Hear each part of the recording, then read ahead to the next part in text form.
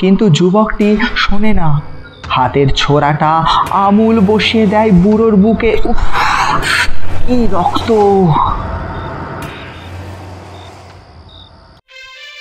গল্পদূতের আজকের নিবেদন স্বপন বন্দ্যোপাধ্যায়ের লেখা ভয়ঙ্কর প্রতিচ্ছায়া। গল্পটি আমরা নিয়েছি সুনীল গঙ্গোপাধ্যায় সম্পাদিত, নির্মল বুক এজেন্সি প্রকাশিত ছুটির মেলা বইটি থেকে। আজকের গল্প পাঠে আমি মাধব। শুনতে থাকুন স্বপন বন্দ্যোপাধ্যায়ের লেখা ভয়ঙ্কর প্রতিচ্ছায়া। বটগাছিয়ায় পা দিয়েই মনে হলো জায়গাটা কেমন চেনা চেনা, কিন্তু এমন তো হবার কথা নয়। এ জায়গায় কোনোদিন এসেছি বলে মনে হচ্ছে না। অবশ্য এ কথা নিশ্চিতভাবেই বা বলি কি করে? এককালে রাজনীতি করতাম, তখন কত জায়গাতেই তো যেতে হয়েছে, তাও বেশ অনেক বছর হলো। রাজনীতির সেই সব ঝোড়ো দিনগুলিতে কী না করেছি। ছেলেবেলা থেকেই আমার শরীরটা ছিল বেশ শক্তপোক্ত, ভয় ডর ছিল না। এককালে ভালো ফুটবল খেলতাম, কিন্তু হঠাৎ রাজনীতির পাকচক্রে জড়িয়ে পড়লাম। জীবনটা তখন পাল্টে গিয়েছিল। রাজনীতির প্ররোচনায় তখন কী না করেছি। ন্যায় অন্যায় বিবেচনা করার মতো বোধই তখন ছিল না। এক সময়ে সেসব কাজে নিজের ওপরই ঘেন্না ধরে গেল।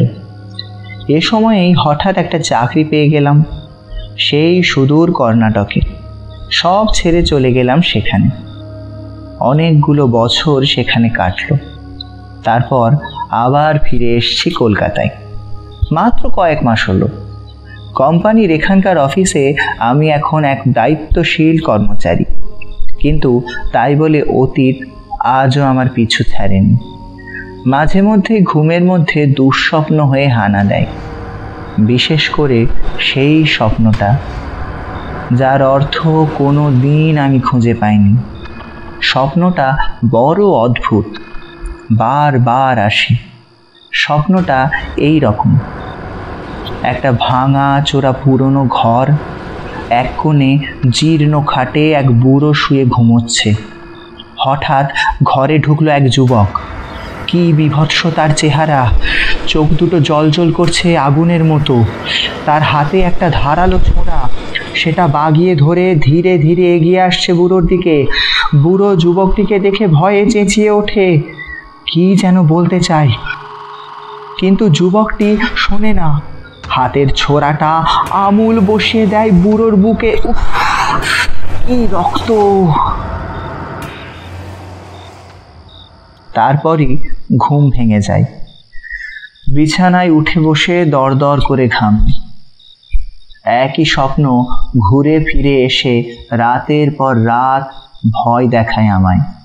কেন, কি অর্থ আছে সেই স্বপ্নের পেছনে, তা খুঁজে পাইনি।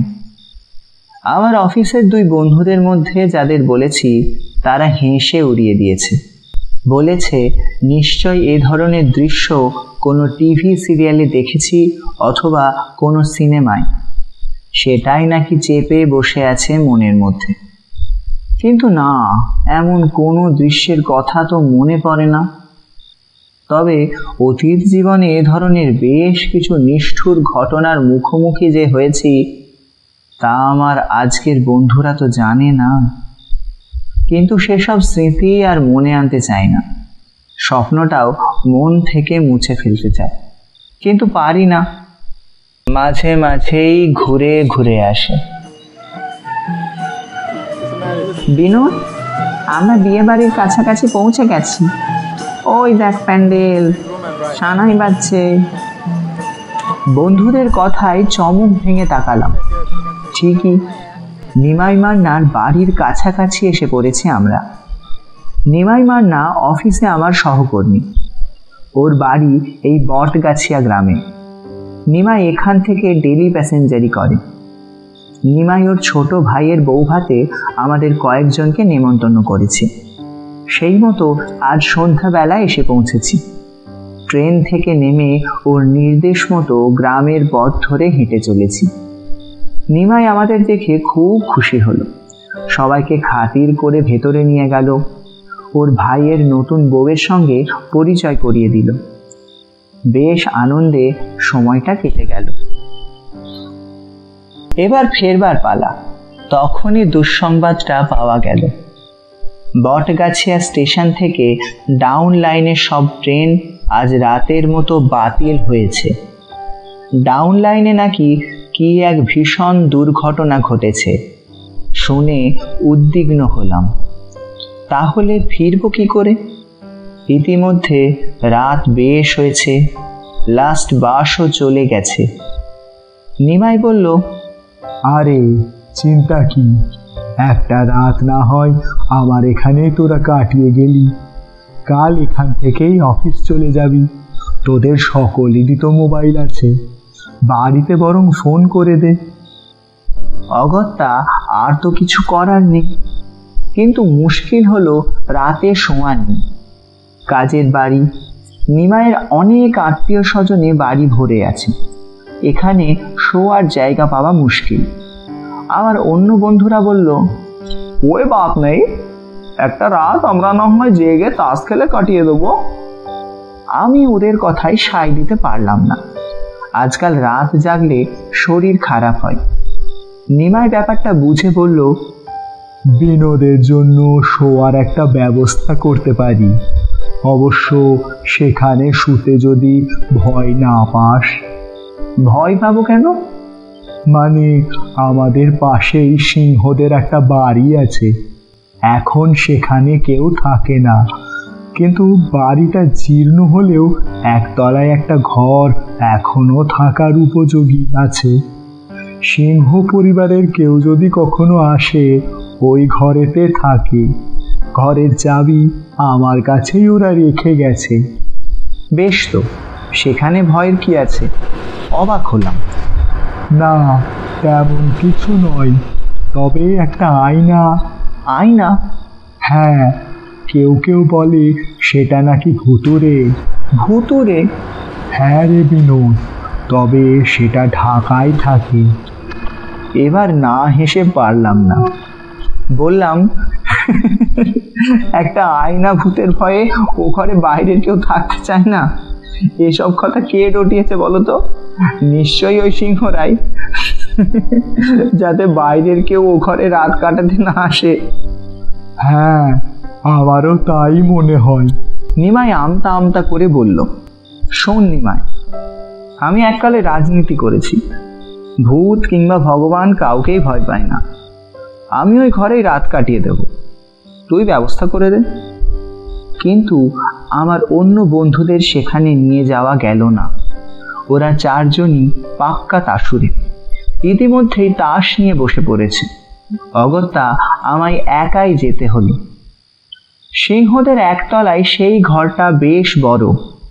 ঘরের মধ্যে খাট বিছানা সবই আছে, তবে ঘরের মধ্যে ঢুকে প্রথমেই দৃষ্টি আকর্ষণ করে বিরাট সাইজের একটা ড্রেসিং টেবিল। তার সামনে গিয়ে দাঁড়ালাম। এখন বেশ রাত হয়েছে, হাত ঘড়িতে রাত প্রায় 12টা। ওপাশে বাগান, চাঁদটা আকাশের অনেকটা উপরে উঠে রয়েছে, কিন্তু আকাশে বেশ মেঘ জমেছে। মনে হচ্ছে আর কিছুক্ষণের মধ্যেই চাঁদ ঢাকা পড়ে যাবে মেঘের আড়ালে। কোথায় একটা কুকুর কেঁদে উঠল তীব্র যন্ত্রণায়, যেন কোকিয়ে কোকিয়ে। অজান্তেই বুকের ভেতরটা ছমছম করে উঠল। সঙ্গে সঙ্গে নিজেকে ধমকালাম, এমন ভাবে ভয় পাওয়া কি আমার সাজে? রাত বেড়ে চলেছে, এবার ঘুমোতে হবে। বেশি রাত জাগা আমার অভ্যাস নেই। নিমাইয়ের কাজের লোক ড্রেসিং টেবিলটার সামনে কাঁচের গ্লাসে জল রেখে গেছে। ঢাকা খুলে গ্লাসের জলটা ঠোঁটের সামনে আনতেই কাপড় ঢাকা আয়নার দিকে চোখ পড়ল। কি এক অপ্রতিরোধ্য আকর্ষণ!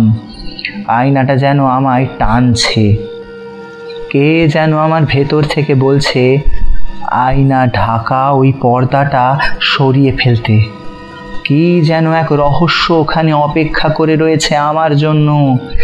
আমি কিছুতেই সে আকর্ষণ এড়াতে পারছি না। আমার মনে হচ্ছে আয়নার ওই ঢাকাটা সরাতেই হবে, না সরিয়ে আমার উপায় নেই। শেষ পর্যন্ত কখন হাত বাড়িয়ে নিজের অজান্তেই কাপড়টা সরিয়ে ফেলেছি জানি না। আয়নাটা অদ্ভুত ঝকঝকে, কোথাও এতটুকু ময়লা নেই। এটা এত কাল ঢাকা ছিল বলে হয়তো। হঠাৎ আমার নজরটা আটকে গেল। আয়নায় ও কার প্রতিচ্ছবি? ও কি আমি? না, তা কি করে হয়? তবু মুখটা যেন চেনা চেনা, কোথায় দেখেছি।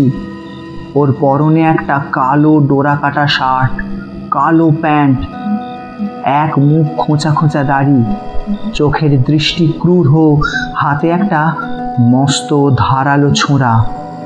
ও এক দৃষ্টিতে তাকিয়ে রয়েছে আমারই দিকে। আর ও যেখানে দাঁড়িয়ে আছে সেটা একটা জীর্ণ ঘর।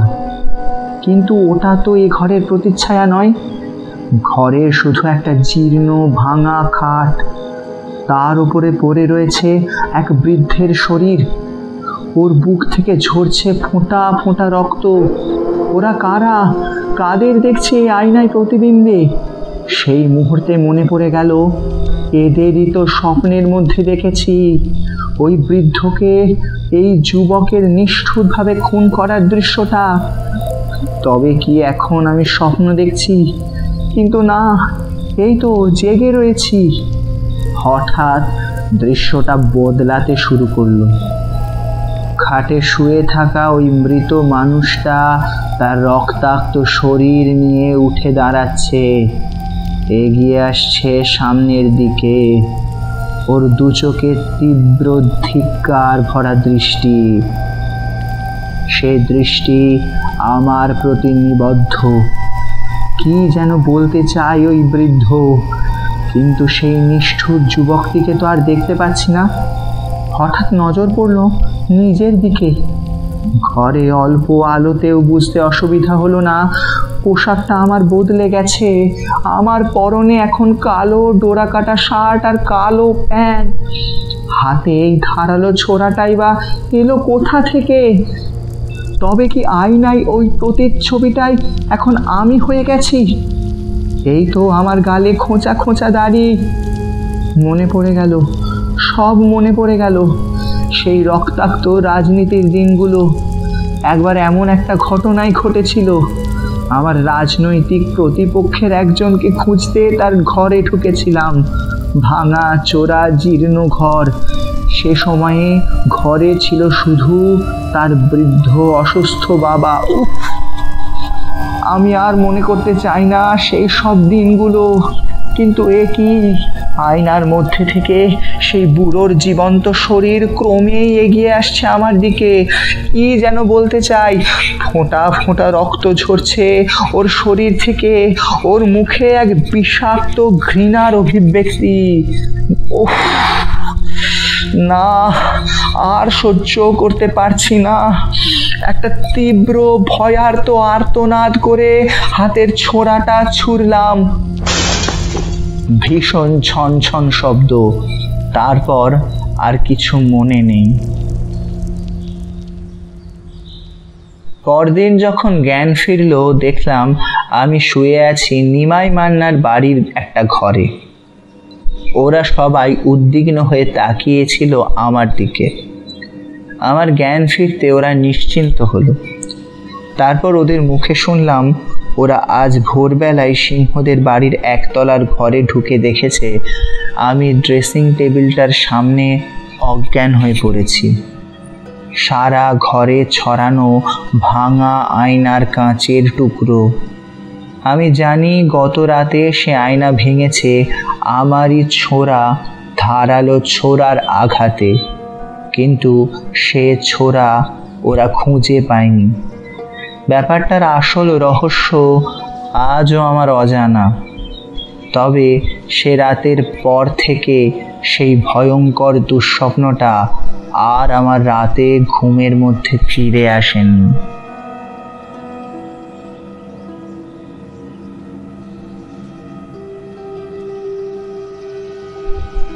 গল্পটি ভালো লেগে থাকলে লাইক করুন, কমেন্ট করুন এবং শেয়ার করুন বন্ধুদের সাথে। প্রতি শনিবার সন্ধ্যা 7টায় আমরা নিয়ে আসছি এরকম নানা স্বাদের গল্প। সেগুলো শুনতে সাবস্ক্রাইব করুন আমাদের চ্যানেল গল্পদূতকে। শুভরাত্রি, ধন্যবাদ।